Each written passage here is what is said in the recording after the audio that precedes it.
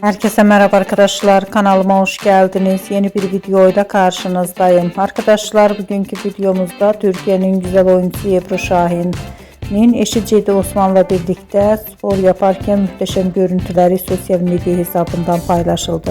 Ben de bu görüntüleri sizler için YouTube kanalımda video halinde sunuyorum. Umarım beğenirsiniz.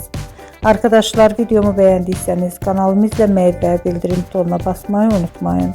Şimdilik benden bu kadar olsun. Yeni videomuzda görüşmek üzere. Hoşça kalın.